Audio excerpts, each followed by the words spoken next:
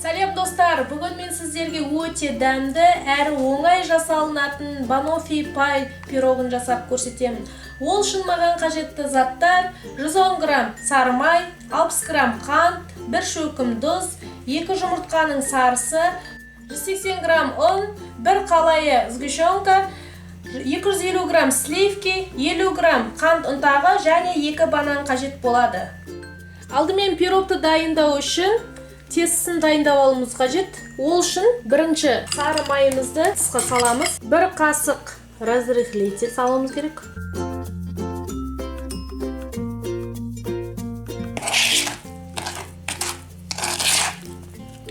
Араластырып болдым. Енді оның үстіне 2 жұмыртқаның сарысын саламыз. Салып араластыруымыз қажет.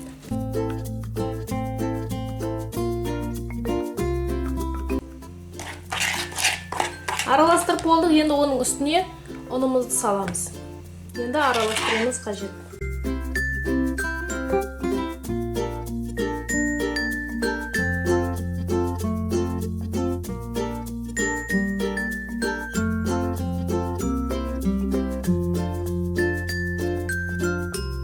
Араластырып болдық. Қолымызбен араластырып болғаннан кейін осылайынша жасап жібереміз. Оны алып пакетке саламыз. Пакетке салдым. Осыны холодильникте 30 минутқа қоямыз. Арнайы қалыпты сары маймен майлап аламыз. Одан кейін 30 минут тұрған тестімізді холодильниктен алып шықтым. Енді осыны үстіне қойып, осылайша жасап шығамын.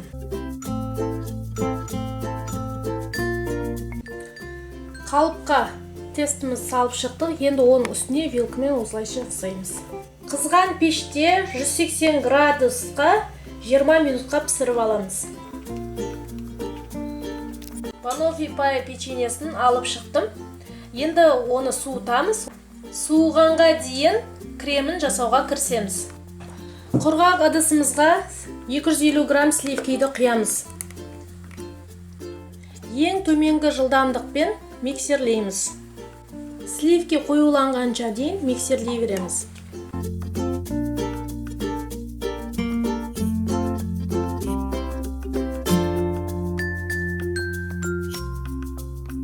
Печеньенің үстіне сгущенкамызды жағамыз.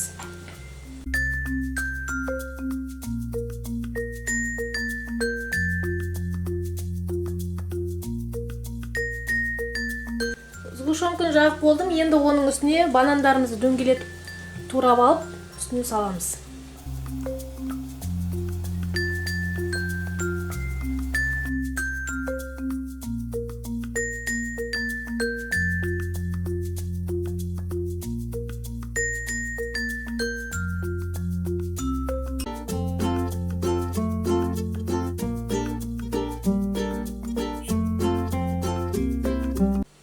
Банандарды орналастырып болдық.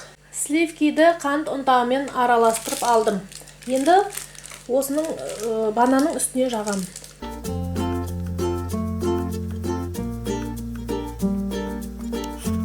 Кремімізді жағып болдық. Жанына мен құлпынайларды қойдым. Енді оның үстіне какаоны себелеп шығамын.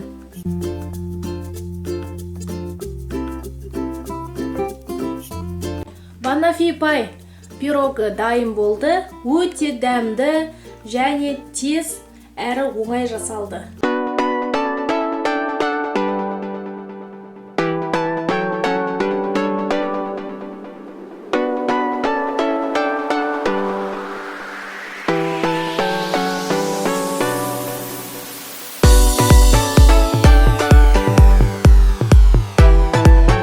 Біздің жаңа видеоларды жіберіп алыңыз үшін міндетті түрде подписация мәзірін басып, каналға жазылып кетіңіздер.